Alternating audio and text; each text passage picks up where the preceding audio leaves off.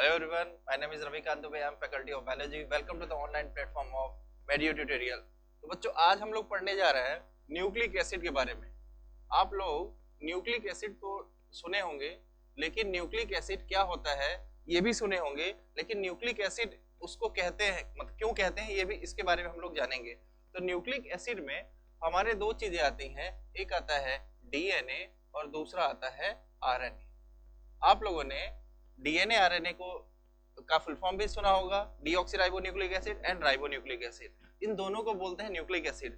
तो डीएनए का नाम डीएनए क्यों पड़ा और डीएनए आरएनए का नाम आरएनए क्यों पड़ा और इन दोनों को न्यूक्लिक एसिड क्यों कहते हैं, इसको भी आज हम लोग समझेंगे, डिटेल में थोड़ा समझेंगे। तो सबसे पहले बात आती है व्हाट इज डीएनए या व्हाट इज आरएनए।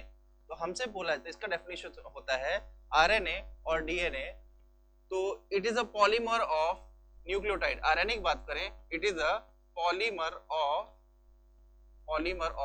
न्यूक्लियोटाइड। अगर हमसे डीएनए पूछा जाए व्हाट इज डीएनए, तो बोलेंगे DNA is polymer of deoxy nucleotide. किसका पॉलीमर है? डीऑक्सी न्यूक्लियोटाइड का। लेकिन जैसे ही इसका डेफिनेशन आया, यहाँ एक नया क्वेश्चन अराइज हो गया, what is nucleotide and what is deoxy nucleotide. तो आरएनए डीएनए का डेफिनेशन जैसा हम समझ गए हैं, तो हम लोग पहले जानते हैं व्हाट इज न्यूक्लियोटाइड। तो न्यूक्लियोटाइड की बात करें तो न्यूक्लियोटाइड तीन चीजों से मिलकर बना हुआ है।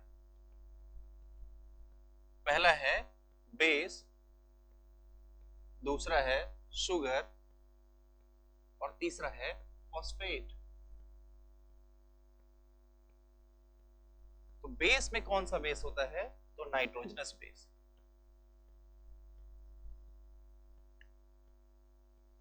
यहां लिखते हैं नाइट्रोजनस बेस। और शुगर में कौन सा शुगर? Pentose sugar. तो बात आती है, तो आपको याद रखना BSP, base sugar phosphate. Nucleotide तीन चीजों से मिलकर बना है, base sugar and phosphate. Base में कौन सा बेस? नाइट्रोजनस बेस, और शुगर में पेंटोज शुगर एंड फॉस्फेट। तो नाइट्रोजनस बेस नाम से क्लियर है, ऐसा बेस होगा जिसके पास नाइट्रोजन होंगे। तो ये दो तरह के होते हैं, पहला प्यूरीन, दूसरा पायरिमिडीन। प्यूरीन दो तरह का होता है, एक एडेनिन, दूसरा ग्वानिन। इसको ऐसे याद रख सकते हैं। आप याद रखेंगे पूजा, पूजा की स्पेलिंग जानते हैं? PUGA होता है ना, PUJA होता है, लेकिन आप स्पेलिंग आज से गलत याद रखेंगे, PUGA याद रखेंगे। PU फॉर हो जाएगा प्यूरीन, G फॉर हो जाएगा ग्वानिन एंड A फॉर क्या हो जाएगा? एडेनिन। बच्चे इसमें गलती करते हैं, इसलिए हम आपको ये बता रहे हैं तरीका याद करने का। तो उसके बाद आते हैं कि प्यूरीन का नाम प्यूरीन क्यों पड़ा, आखिर प्यूरीन कैसे आया। आपको ये ध्यान रखना है कि प्यूरीन इसको कहते हैं जिसमें कि अगर 4 कार्बन एंड 2 नाइट्रोजन का हेटेरोसाइक्लिक रिंग होता है, उसको बोलते हैं प्यूरीन। लेकिन पहले हम लोग पायरिमिडीन को थोड़ा समझ लेते हैं, फिर प्यूरीन पायरिमिडीन दोनों को अलग समझेंगे। तो पायरिमिडीन तीन तरह का होता है। तीन तरह में क्या क्या आएगा? एक आता है साइटोसिन, दूसरा है थाइमिन और यूरासिल। देखिए थाइमिन और यूरासिल दोनों और करके क्यों लिखे? देखिए इसमें प्यूरिन, एडेनिन, ग्वानिन, साइटोसिन के बाद थाइमिन और यूरासिल अलग से इसलिए लिख रहे हैं कि थाइमिन जो होता है ये सिर्फ डीएनए में पाया जाता है। थाइमिन किसमें पाया जाता है? सिर्फ डीएनए में। और यूरासिल सिर्फ आरएनए में पाया जाएगा। तो हमें यह ध्यान रखना है कि पायरिमिडीन के तीन पार्ट हैं, cytosine, thymine and uracil. Cytosine, thymine and uracil pyrimidine है और एडेनिन एंड ग्वानिन क्या है? प्यूरीन है। तो कई बार नीट में ऐसे ही थर्ड क्लास से क्वेश्चन पूछ लिए जाते हैं, which of the following is not pyrimidine. तो नॉट पायरिमिडीन में ये तीन तो रहेंगे ही, एक उठा कोई इधर डाल देगा। तो आसान क्वेश्चन पूछ लिए जाते हैं, इसलिए आप बच्चे इसमें गलती न करें। इसके लिए इस पायरिमिडीन को भी याद करने का तरीका याद रखेंगे। पायरिमिडीन को याद रखना है तो पायरिमिडीन देखिए बड़ा लिखा हुआ है, प्यूरिन छोटा है तो जो बड़ा है उसको कर दीजिए कट, CUT कट। तो C फॉर क्या हो गया साइटोसिन, U फॉर यूरासिल और T फॉर थायमिन। तो पायरिमिडीन 3 तरह हो गया, साइटोसिन, यूरासिल, थायमिन, और प्यूरिन 2 तरह का, एडेनिन और गुआनिन। अब आते हैं हम लोग कि जो हमारा, इसको थोड़ा हम लोग एक तरफ कर लेते हैं, हमें समझने में थोड़ी आसानी हो जाएगी।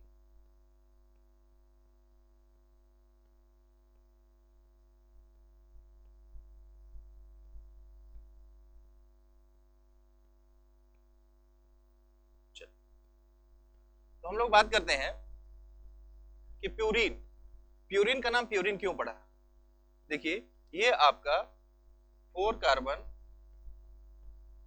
कार्बन और 2 नाइट्रोजन का एक हेट्रोसाइक्लिक रिंग होता है, इसको क्या कहते हैं हम लोग, पायरिमिडीन रिंग।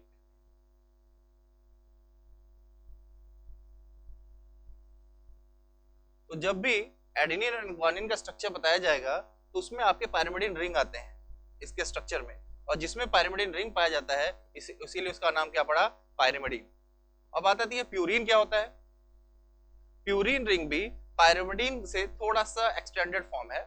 अगर हम बोलें प्यूरिन किसको बोलेंगे, 4 कार्बन और 2 नाइट्रोजन तो होगा ही, उसके साथ साथ एक 2 नाइट्रोजन और 3 कार्बन का एक और रिंग होगा। ध्यान देखिए ये आपका पायरिमिडीन रिंग है, और प्यूरिन में देखिए, प्यूरिन में 4 कार्बन और 2 नाइट्रोजन का रिंग तो है, उसके अलावा 2 कार्बन और 3 नाइट्रोजन, सॉरी 3 कार्बन और 2 नाइट्रोजन का एक रिंग है जिसको बोलते हैं आइमेडाजोल रिंग। आइमेडाजोल रिंग।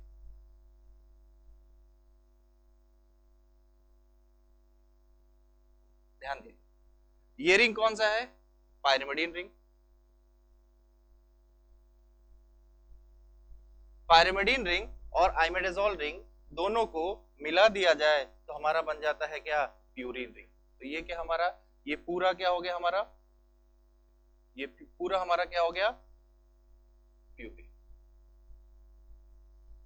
तो ये जो कंपाउंड है आप देखेंगे तो इसका भी जब स्ट्रक्चर बनेगा तो इसके जितने भी एडेनिन और गुआनिन दोनों में ये pyrimidine ring, sorry purine ring पाए जाएंगे। और प्यूरिन रिंग में क्या है, 2 फॉर्म है, एक पायरिमिडीन और आइमेडाजोल, दोनों मिलके पूरा क्या बनाते हैं, प्यूरिन को बनाते हैं। तो एक एग्जांपल के लिए एक स्ट्रक्चर को हम लोग देखते हैं। सबसे पहले हम स्ट्रक्चर बनाते हैं यूरासिल का। तो यूरासिल के स्ट्रक्चर को देखें तो ये कुछ इस तरह से है।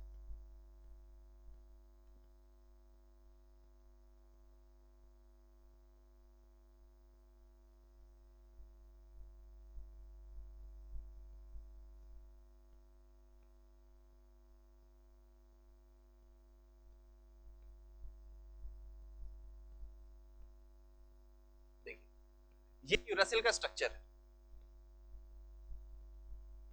तो इस यूरासिल के स्ट्रक्चर में देखिए क्या आपको कार्बन दिख रहा है, यहाँ पे जहां जहां डॉट करें देखिए कार्बन है। कितने कार्बन है, 4। नाइट्रोजन कितने हैं, 2। तो क्या ये 4 कार्बन प्लस 2 नाइट्रोजन का रिंग हो गया। तो जिसमें पायरिमिडीन रिंग पाया जाएगा क्या वो पायरिमिडीन कहलाएगा, बिल्कुल कहलाएगा। तो यूरासिल क्या हो गया, एक पायरिमिडीन हो गया कि नहीं।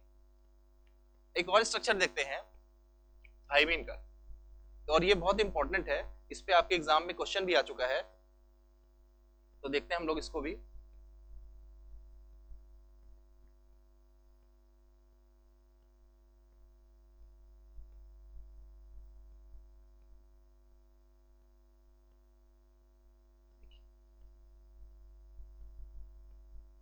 अब ध्यान दीजिएगा कि यहाँ जो आईपीएससी की नेमिंग का जो तरीका होता है, जैसे आईपीएससी नेमिंग आप लोग ऑर्गेनिक केमिस्ट्री में पढ़े होंगे, तो वहाँ पे जो उसके नेमिंग का रूल होता है वो अलग होता है। ये हेट्रोसाइक्लिक कंपाउंड है तो यहाँ रूल थोड़ा अलग होगा। तो और जो रूल है हम लोग उसी को फॉलो करेंगे, हमको रूल सीखना भी नहीं है कि हाँ ऐसे आया है कैसे आया, फिलहाल जो रूल है उसको फॉलो करते हैं। इसमें नंबरिंग यहाँ से होगा, तो ये आपका फर्स्ट कार्बन, ये सेकेंड, ये थर्ड, फोर्थ, फिफ्थ, सिक्स, ये ऐसे नंबरिंग करेंगे। तो आप ध्यान देंगे यूरासिल और ये स्ट्रक्चर थायमीन बनाने जा रहे हैं। थायमीन, इस थायमीन में देखिए जो इसका 5th कार्बन है, 5th कार्बन पे एक मिथाइल ग्रुप जुड़ गया। आप ध्यान देंगे यूरासिल और थायमीन के स्ट्रक्चर में सिर्फ 5th कार्बन पे एक मिथाइल ग्रुप का फर्क है और सब सेम है। तो क्या थायमीन का हम लोग अदर नेम लिखना चाहें तो क्या इसको 5 मिथाइल यूरासिल लिख सकते हैं। देखिए ये क्या हो गया आपका 5 methyl uracil. It is a chemical name of thymine. ये आपके नीट में दो बार आ चुका है, इसको ध्यान रखें, बहुत इंपॉर्टेंट है। आपकी बुक में स्ट्रक्चर बना के तो नहीं लिखा हुआ है, लेकिन ऐसे आपका बस ऐसे ही नेम लिख दिया गया है, ये 5 methyl uracil is chemical name of thymine, तो ध्यान रखेंगे। और एक बात यहाँ कॉन्सेप्ट सीखेंगे। अब यूरासिल में देखिए एक मिथाइल ग्रुप नहीं है, जबकि थायमीन में एक मिथाइल ग्रुप कम है, तो उससे एक मिथाइल ग्रुप ज्यादा है, उससे फायदा क्या हुआ। इस रिंग में देखिए 2 ऑक्सीजन लगा हुआ है और 2 ऑक्सीजन ये रिंग से ऑक्सीजन को विड्रॉ कर रहा है, जिससे रिंग की इलेक्ट्रॉन डेंसिटी कम होने लगती है और इलेक्ट्रॉन डेंसिटी कम होने से रिंग की स्टेबिलिटी कम होने लगती है। लेकिन जैसे ही हम लोग एक मिथाइल ग्रुप ऐड किए, ये इलेक्ट्रॉन डोनेटिंग फॉर्म है, मतलब ये इलेक्ट्रॉन डोनेटिंग ग्रुप है, और ये इलेक्ट्रॉन डोनेटिंग ग्रुप है, तो ये क्या करता है, रिंग को इलेक्ट्रॉन देता है, थोड़ी स्टेबिलिटी बढ़ा देता है। तो यूरासिल पाया जाता है आरएनए में, जबकि थायमीन पाया जाता है डीएनए में। मतलब मोर स्टेबल स्ट्रक्चर पाया गया डीएनए में, लेस स्टेबल स्ट्रक्चर कहां पाया गया, आरएनए में। इसलिए वन ऑफ द ये भी रीजन है कि DNA is more stable then RNA. क्यों? क्योंकि इसमें यूरासिल के जगह पे थायमीन पाया जाता है। और थायमीन क्या है, यूरासिल से ज्यादा स्टेबल है। तो यूरासिल से ज्यादा स्टेबल है, इसलिए ये डीएनए को भी एक्स्ट्रा स्टेबिलिटी प्रोवाइड करता है एज कंपेयर टू आरएनए से अगर कंपेयर करें तो आप ध्यान रखेंगे कि आपका ये प्यूरिन पायरिमिडिन है, एडेनिन गुआनिन पाया जाता है प्यूरिन का पार्ट, पायरिमिडिन में साइटोसिन थायमीन और यूरासिल है। और ये इसका नाम प्यूरिन क्यों पड़ा एडेनिन गुआनिन का, आपके सामने रीजन है, इसके स्ट्रक्चर के बेसिस पे। और पायरिमिडिन का नाम भी पायरिमिडिन क्यों पड़ा, उसके स्ट्रक्चर के बेसिस पे। तो इस तरह से हम लोग नाइट्रोजनस बेस को समझ चुके हैं। इसके आगे हम लोग बढ़ने जा रहे हैं कि हमें जानना है पेंटोज शुगर के बारे में। चलिए तो हम लोग बढ़ते हैं नेक्स्ट टॉपिक पे, पेंटोज शुगर पे। तो पेंटोज शुगर की बात करें तो पेंटोज शुगर में देखिए, पेंटोज शुगर में हमारा जो शुगर है उसको बोलते हैं राइबोज। राइबोज का स्ट्रक्चर कुछ ऐसा होता है।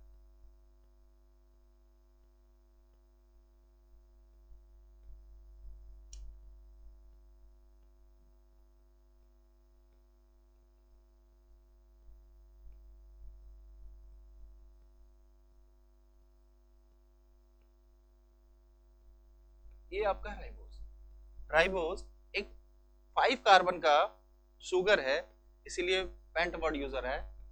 अब केमिस्ट्री में आप लोग जब पढ़ेंगे शुगर के बारे में, तो वहां मतलब एल्डिहाइड के में पढ़ेंगे तो वहां बताया जाएगा कि शुगर कई तरह के हैं, 5 कार्बन का है, कीटोज है, तो कीटोज है, एल्डोज शुगर है, तो वहां आप उसके बारे में समझिएगा कि ये ओस क्यों लगा हुआ है। फिलहाल आप ये बस ध्यान रखेंगे कि राइबोज एक 5 कार्बन का साइक्लिक कंपाउंड है, जिसको राइबोज शुगर कहते हैं। राइबोज शुगर में आप देखेंगे इसके सेकेंड कार्बन से, ध्यान दीजिएगा इसको, कि राइबोज में ये फर्स्ट कार्बन है, ये सेकेंड है, ये थर्ड है, ये फोर्थ, ये फिफ्थ। इसके सेकेंड कार्बन से ऑक्सीजन को हटा देते हैं, तो मतलब इसका कराते हैं क्या, डीऑक्सीजनेशन। डीऑक्सीजनेशन कराएं, वहां से डीऑक्सीजनेशन कराएं फ्रॉम सेकेंड कार्बन। जैसे ही सेकेंड कार्बन से डीऑक्सीजनेशन कराएंगे, इसका स्ट्रक्चर कुछ ऐसा बन जाएगा।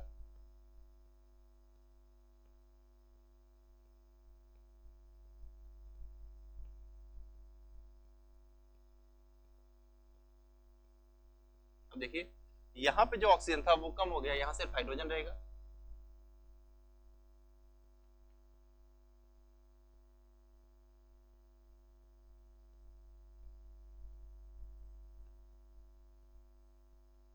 अब ध्यान रखिएगा कि राइबोज शुगर के डीऑक्सीजनेशन से जो शुगर बना है, तो क्या उसका नाम हम लोग डीऑक्सीराइबोज बोल सकते हैं।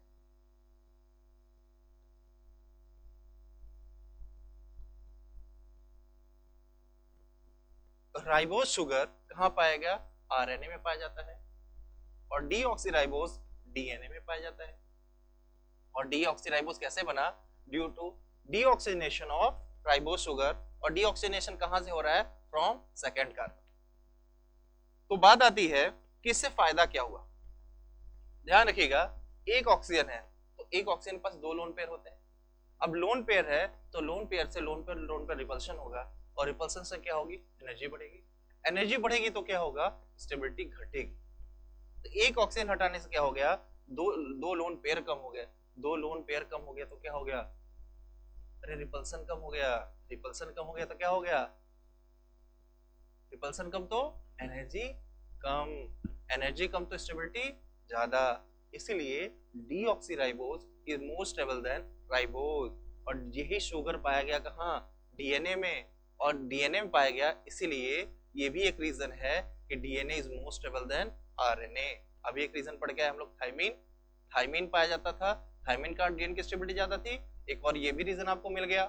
क्या रीजन मिल गया? कि डीऑक्सीराइबोज पाया जाता है डीएनए में, इसलिए डीएनए की स्टेबिलिटी क्या है?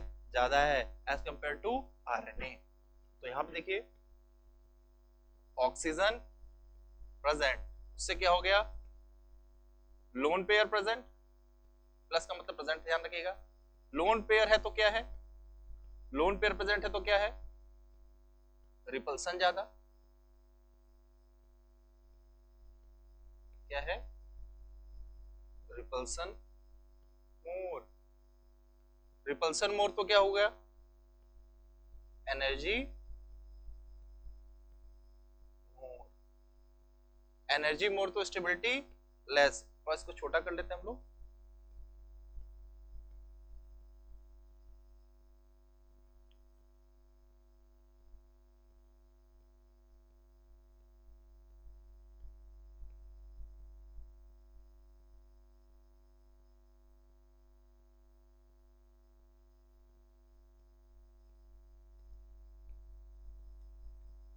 ठीक है, तो एनर्जी मोर, एनर्जी मोर, स्टेबिलिटी क्या हो गई? स्टेबिलिटी कम हो जाएगी ना। किसी की एनर्जी ज्यादा होती है तो स्टेबिलिटी क्या हो जाती है? कम हो जाती है। आप लोगों ने केमिस्ट्री पढ़ा होगा।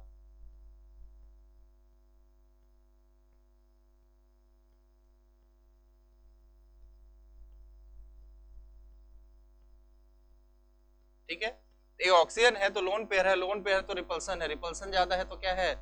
रिपल्सन ज्यादा है तो एनर्जी ज्यादा है, एनर्जी का ज्यादा है तो स्टेबिलिटी कम है। और यहाँ पे क्या है? Oxygen absent. ऑक्सीजन एब्सेंट है तो क्या हो गया?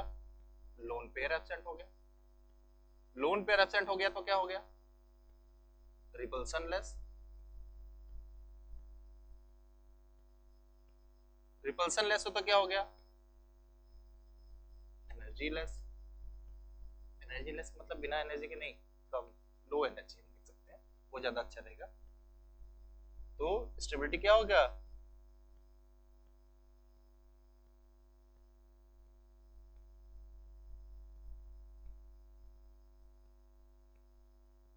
स्टेबिलिटी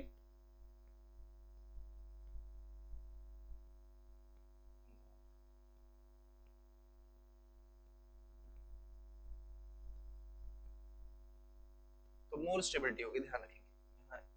आप यहाँ देखिए स्टेबिलिटी लिखा हुआ है, मोर स्टेबिलिटी। तो आप ध्यान रखेंगे कि अभी तक हम लोग पढ़ चुके हैं डीएनए मोर स्टेबल है किससे? आरएनए से। एक रीजन क्या था? Thymine at the present of uracil. This is the reason, this is the one of the reason DNA is more stable than RNA. And another reason is deoxyribose at the place of ribose. This is also provide extra stability to DNA. So DNA is more stable than RNA. And another reason is DNA is double stranded and RNA is single stranded. In double stranded DNA there is a hydrogen bonding. Due to this DNA is more stable than RNA. This is the third reason.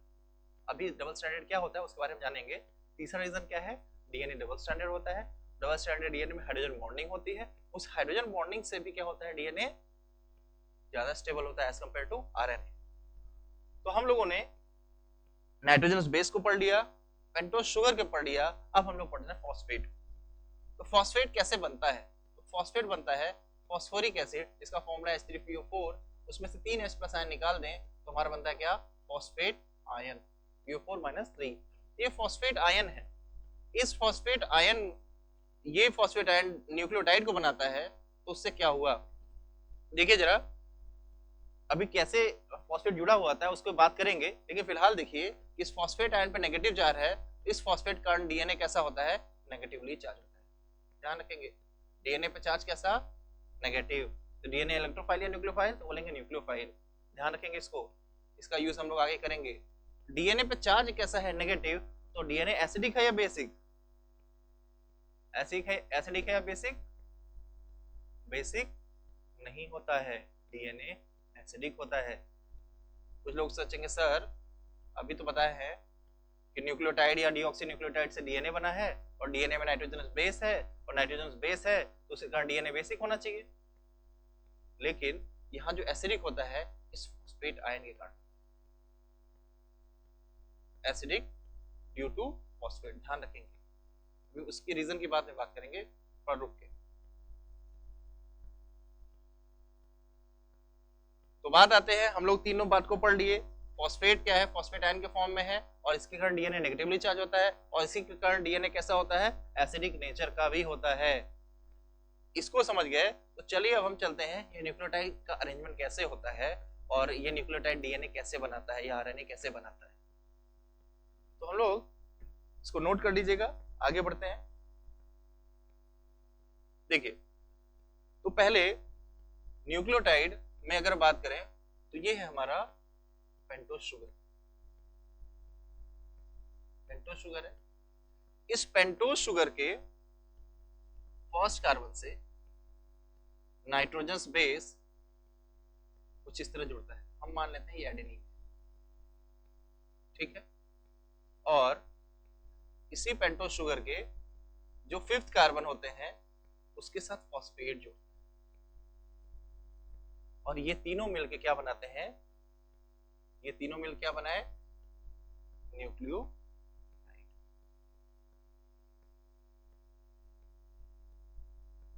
ठीक है, तो ये हमारा pentose sugar है, और इधर nitrogen base है, और इधर फॉस्फेट है। तो जब भी पेंटोज शुगर नाइट्रोजन बेस के साथ जो बॉन्ड बनाता है उसको हम लोग बोलते हैं एन ग्लाइकोसिडिक बॉन्ड। ठीक है, ध्यान रखेंगे इसको। और पेंटोज शुगर फॉस्फेट के साथ जो बॉन्ड बनाता है उसको बोलते हैं हम लोग एस्टर। ठीक, तो अगर बात करें, ये तो एक न्यूक्लियोटाइड है, अगर दूसरे न्यूक्लियोटाइड की बात करें, ये दूसरा न्यूक्लियोटाइड है, इधर मान लेते हैं ये थाइमिन जुड़ा हुआ है, और इधर फिर एक और फॉस्फेट। जो दूसरा न्यूक्लियोटाइड है वो पहले न्यूक्लियोटाइड से, जो यहाँ का जो OH होता है, यहाँ पे हम लोगों ने पढ़ा था थर्ड कार्बन पे जो OH होता है, तो ये OH क्या करेगा, इस फॉस्फेट के साथ भी बॉन्ड। तीसरा ऐसे आएगा,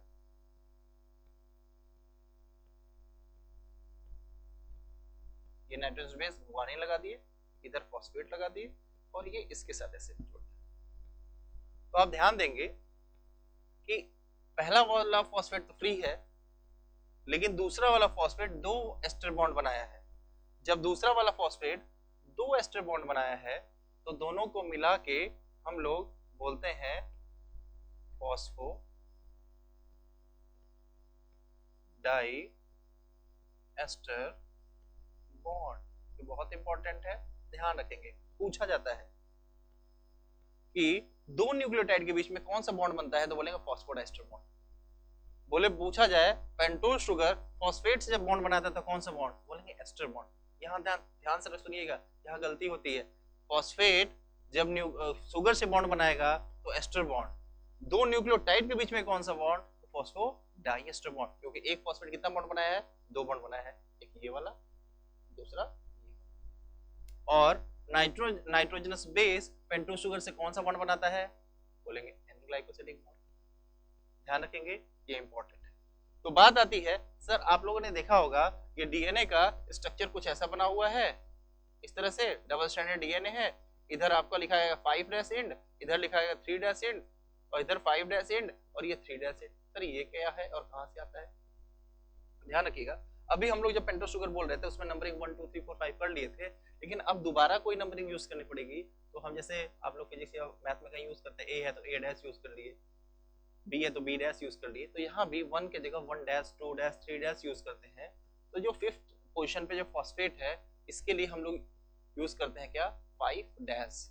और यहाँ देखिए ये न्यूक्लियोटाइड है, यहाँ पे तो OH होगा ना, तो इस पोजीशन के लिए हम लोग यूज करते हैं 3 डैश, ध्यान रखिएगा। तो 3 डैश कहाँ पे है, जहाँ पे OH फ्री रहता है। बोलेंगे 5 डैश कहाँ पे है, फॉस्फेट जहाँ रहता है।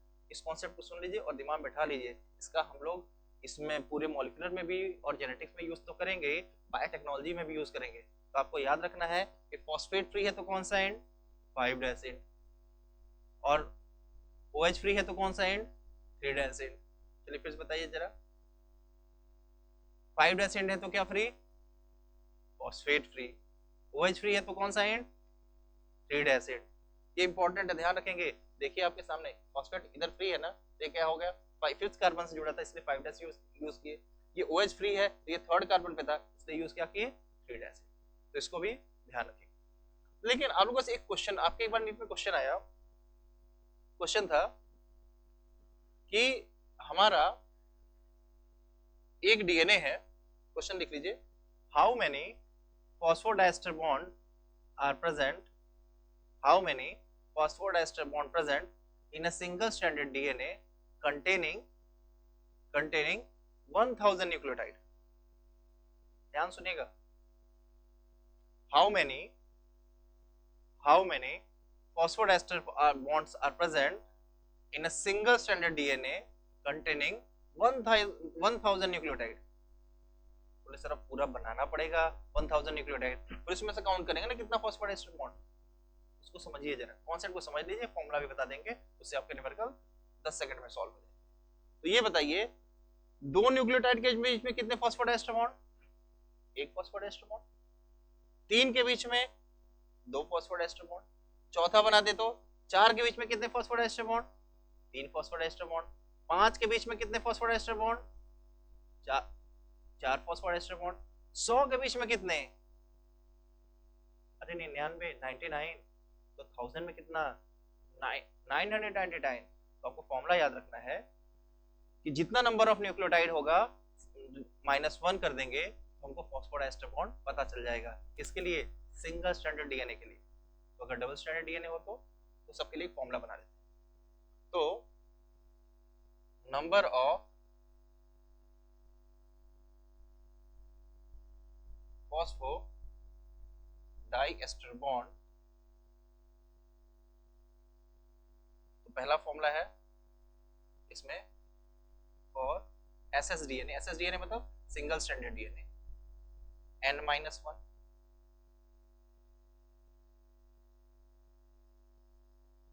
फॉर DSDNA मतलब double stranded DNA, 2N-2।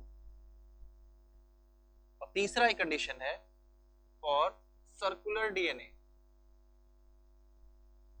Circular DNA के लिए कितना होगा, सोचिए जरा, जितना नंबर ऑफ न्यूक्लियोटाइड उतना ही फॉस्फोडाइस्टर बॉन्ड N होगा। सर ये पहला सिंगल स्ट्रैंडेड डीएनए के लिए समझ में आया, डबल स्ट्रैंडेड के लिए भी समझ में आया, लेकिन सर्कुलर में नहीं समझ में आ रहा कि सर कितना, कैसे, यहाँ पे क्या जादू हुआ कि जितना नंबर ऑफ न्यूक्लियोटाइड है उतना ही फॉस्फोडाइस्टर बॉन्ड। अभी तक तो हम लोग 1 कम 2 कम कर रहे थे। देखिए इधर